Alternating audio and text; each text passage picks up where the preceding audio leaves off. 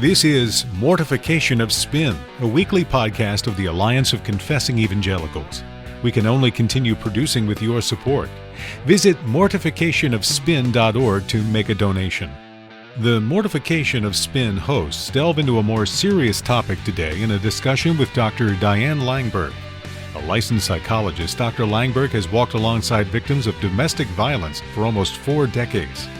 In this sober conversation, she offers sound counsel for a complex and painful issue: how to respond to allegations of childhood sexual abuse in the church. So listen and get equipped to protect and provide hope for the weak and vulnerable. Welcome to the Mortification of Spin, the regular podcast of the Alliance of Confessing Evangelicals. My name is Todd Pruitt. I'm the pastor of Covenant Presbyterian Church in Harrisonburg, Virginia. And I'm joined by Dr. Carl Trueman, who is a professor of church history at Westminster Theological Seminary and also the pastor of Cornerstone Presbyterian Church in Ambler, Pennsylvania. And joining us also is Amy Bird, who is the housewife theologian, author of a book by that title. And we are so grateful that you're listening in today. And we have what we think will be a helpful program, certainly dealing with some sobering issues today, and our goal is to serve the church well by introducing you to people and resources that will be helpful for you, particularly on a program like today's program, Carl and Amy, when we are dealing with, as I said, very sobering issues, very serious issues. Our hope is that the church will be wiser because of this conversation. Carl, we have a guest with us today. Tell us about her. Yes, well, some months ago on the Mortification of Spin, we did a couple of podcasts on the issue of domestic abuse in the church and raised questions about how the church should address the problem, and also expressed the opinion that on the whole we thought the church, particularly the Reformed Church, the Complementarian Church, did not do a very good job of handling the problem as a whole. And we were quite surprised and somewhat overwhelmed by the amazing response to those podcasts, particularly from a lot of women who'd been subject to domestic abuse. And it raised the idea in our minds of having a guest on the program who could speak with significant authority to this particular issue, and also give very practical guidance to church members, to elders, to deacons, to pastors on how allegations of abuse should be handled and how situations where abuse is taking place should be dealt with within the Christian context. And so we're very privileged today to have as our guest Dr. Diane Langberg. Dr. Langberg is a licensed psychologist in the state of Pennsylvania.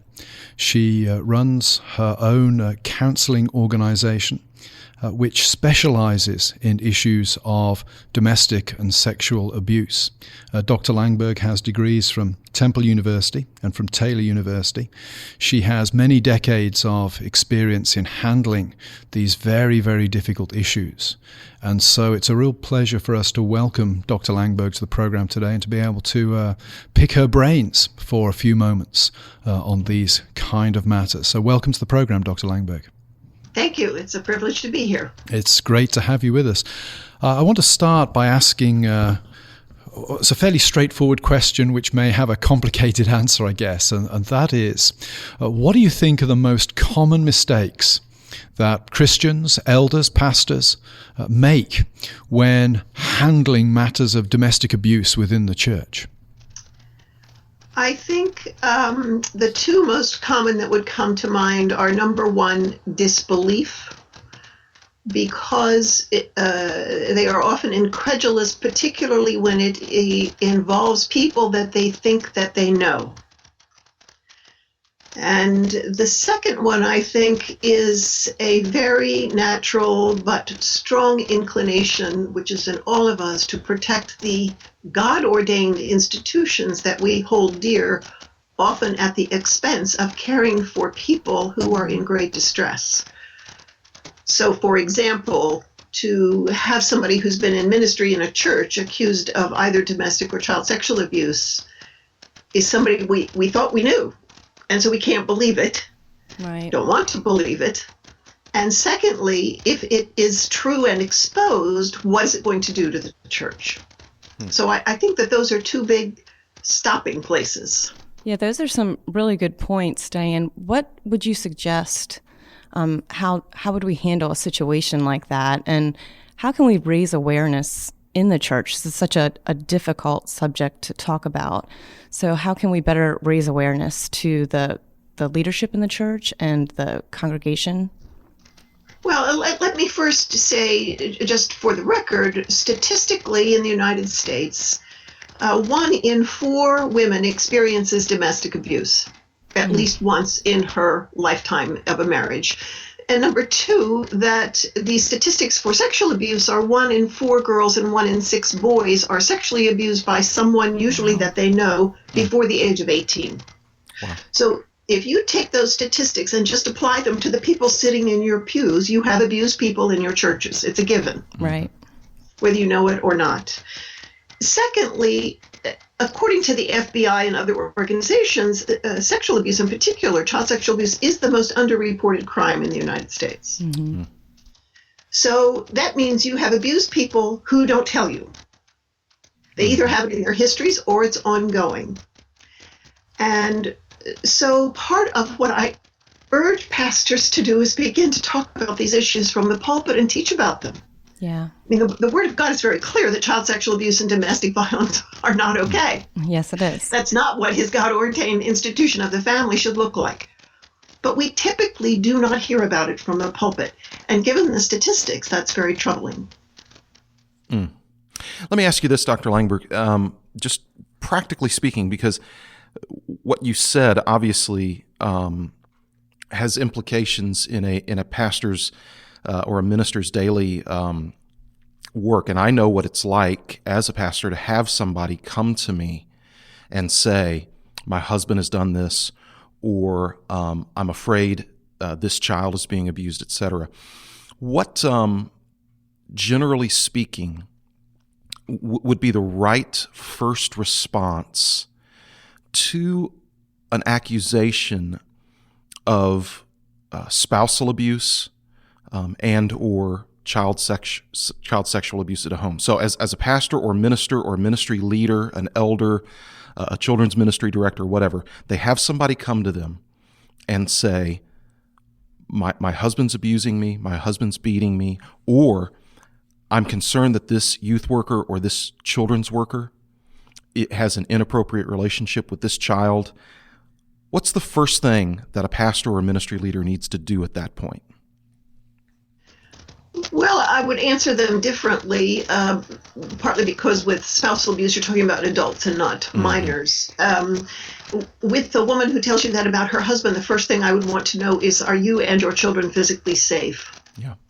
Because if the answer to that is no, that's what you need to do. Right.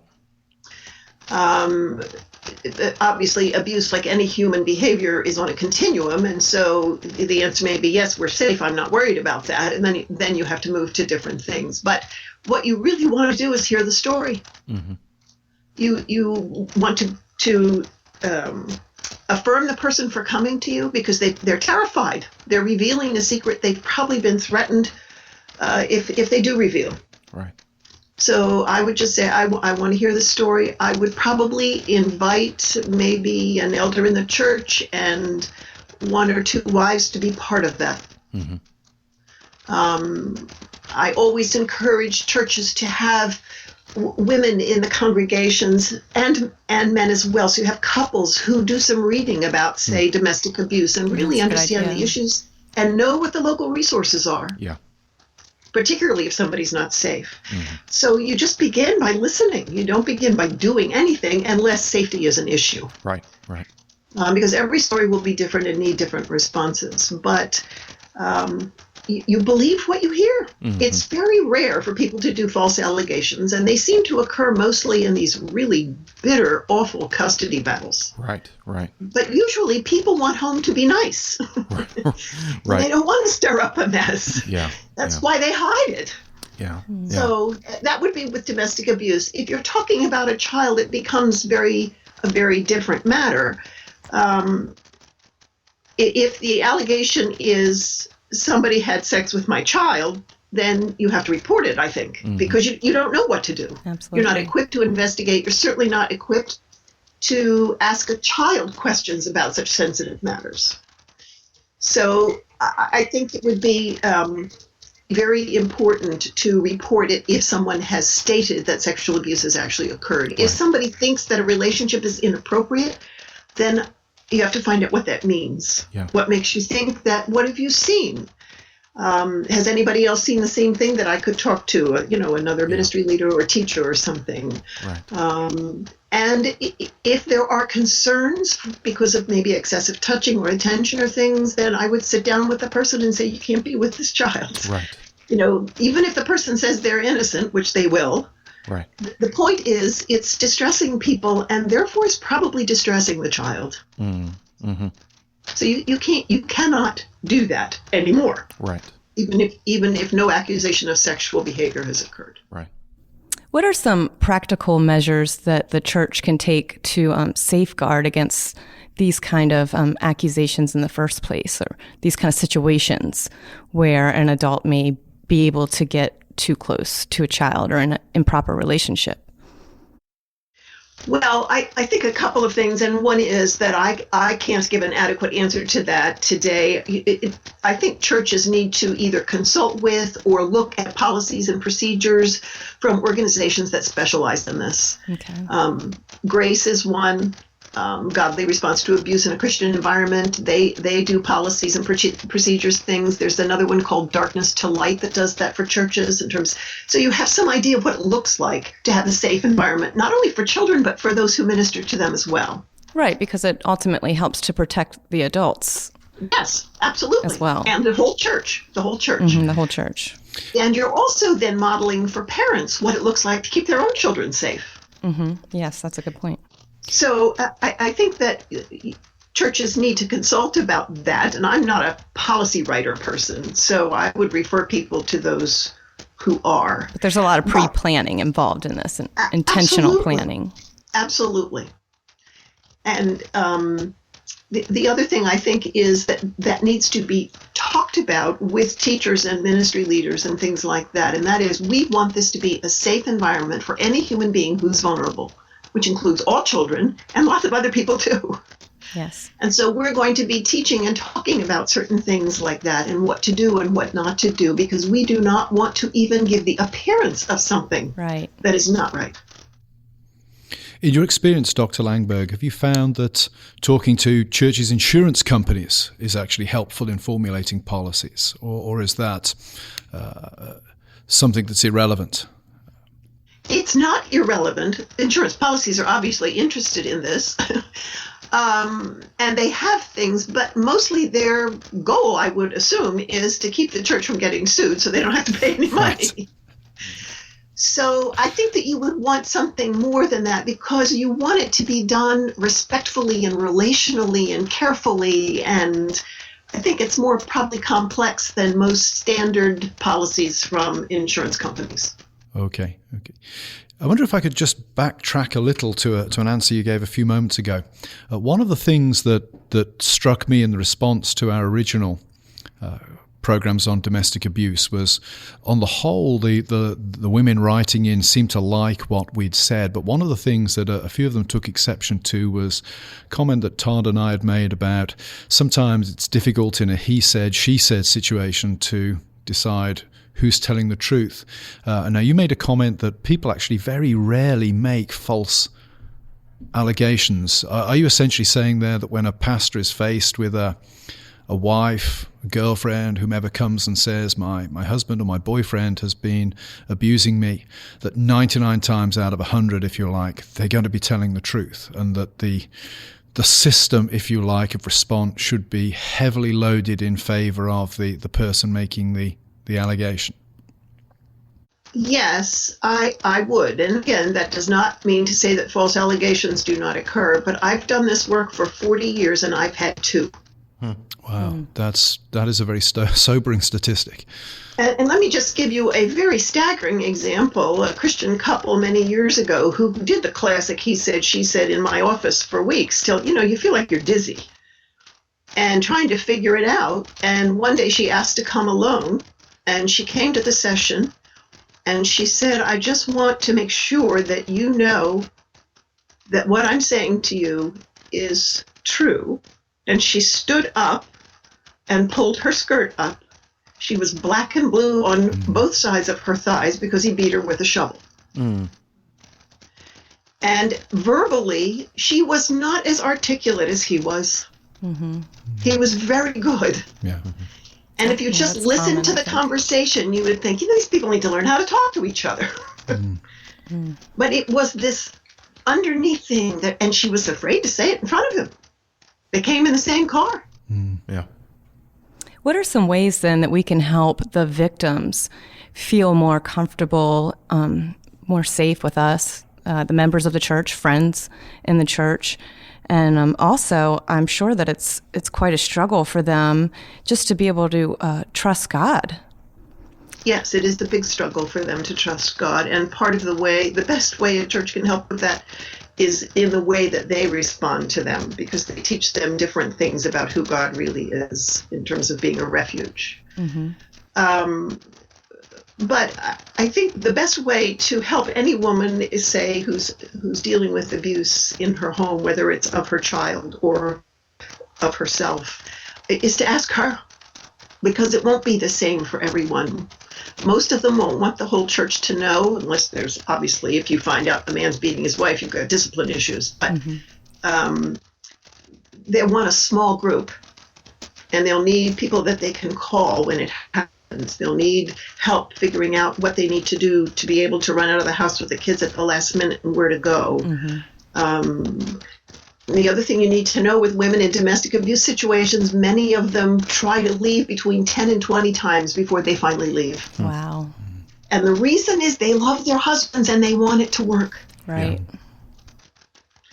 And so they're not trying to break up their marriage, they're trying to preserve it at their own cost. That's powerful. I'm sitting here thinking of dozens of questions almost. On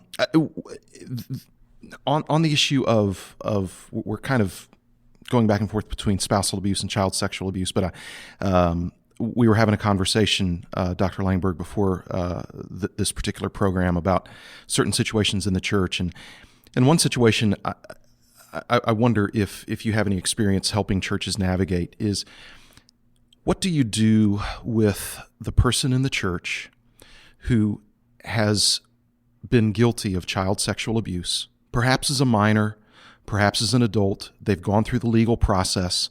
They're on the other end of it. Perhaps they've served time, but they've paid their debt to society legally, so to speak. What does the church do with that person? How does the church love that person and at the same time understand that when you're a child sexual abuser, typically getting in trouble by the law doesn't just cure that? And so how does the church engage and try to be the church for that person, and at the same time not be naive and incompetent in continuing to protect the children of the church? Well, if you have a registered sex offender who has done jail time and is out, then obviously you have a church to protect. You obviously also want to bring the grace of the gospel into that life. I think we have to think outside the box. Some churches have done what we refer to as bringing the church to the person rather than the person to the church. So, for example, a small group of people commit themselves to meeting with this person once a week for a service. That's interesting. But not in the church. If they are in the church, I would never let them go anywhere without someone with them. I would go in, if they're there, whoever's with them should go into the men's room and come out and make sure there are no kids in there before they let them go in. There's all kinds of things like that. But many people are finding it's exposing. If you take the church to the offender, and if you also say, we insist that if you're serious about change, that you are in treatment and that we have access to the person who's providing that treatment. And it's very specialized treatment and still a relatively new field. But we will meet with you. We will be church for you. We are committed to walk with you. You have to be in treatment, and we have to have access to that. If the person refuses, they let you know something. Right. Mm-hmm. I'm better. I said I was sorry. I thought you people believed in forgiveness. Yeah. And so forth. Okay. First of all, I think that's excellent counsel. Secondly, how would you then respond to the? So let's say, listen, here are the guidelines for you. You have to be accompanied, etc. We're going to bring the church to you. Again, I think these are excellent ideas. How then do you respond to the inevitable accusation from that person or from somebody close to that person that, well, you just don't believe that God can change him? You're not being gracious. How do you respond to that? Well, God isn't the one you're supervising. He's the one. That's a good answer. Right. He's the one you're supervising. Yeah. You have faith in God, or you wouldn't bother with him at all. Right. Oh, that's good. Yeah. That is why you want to be involved in his life. But the other thing that I think it's very important for the church to keep in mind, and perhaps say to the man, is the sign of repentance, ultimately, is that you are more afraid that you will hurt children than you want anything else in your life. That's really good. There was a sex offender in a prison who said to the prosecutor who got him there, "Don't ever let me out if you want children to be safe." Wow. He got it. Yeah. Diane, can a victim move on to have a healthy relationship after something as horrific as sexual abuse? And how can you encourage them in that way? It's a slow process. It probably will take years, depending on the level of abuse, who the abuser was, and how chronic it was. So obviously, if somebody experiences one incident of sexual abuse that's disclosed and they get lots of care, let's say as a child, and the other is a child who's been sexually abused by her own father from the age of 5 to 20, you've got two different, it's just completely different. Right. But I have worked with men and women of chronic, brutal sexual abuse for years, and I call what I do a front row seat to redemption. I have seen lives utterly transformed. That's wonderful. Now, they still have the memories, and they still have some things that tweak them and stuff like that, but their lives are utterly transformed. But I'm talking slow and years. Right. Which is an important thing for the church to hear. You cannot brutalize a child any more than you can twist up a sapling and then expect when it's older, it'll be a straight tree. It's not going to happen. That's a good illustration. Yeah. And if you're going to try and change something that's grown crooked, not by its own choices, then you have to do it very slowly or you'll break it. Dr. Langberg, I want to sort of bring the discussion to a close now by asking you a personal question. From what you've said, from reading your webpage, from what we in the room here know about domestic abuse, you face on a daily basis, you face very directly some of the worst aspects of human depravity. I'm imagining that day after day you get people coming through your office who are either very broken or, in some cases when they're abusers, very wicked people. How do you remain positive? I mean, that last answer you gave was beautiful. What is it that you do that allows you, in the face of such wickedness and darkness, to remain such, from a human perspective, like an optimistic person? Well, I would even up the ante on your question, because most of the people that I have seen have suffered at the hands of so-called believers. I mean, wicked, ungodly people are one thing, but wicked who name the name of Christ are another. Absolutely. But I think that God has used me in these lives. I know that. But he has used them in my life equally. And what he has done, and I was many years ago driven to the brink of quitting, what he has done is use them to teach me in deep ways about his cross and who he is that I don't think I ever would have learned otherwise. And that he has, like he did in the garden, asked me in these areas to watch with him.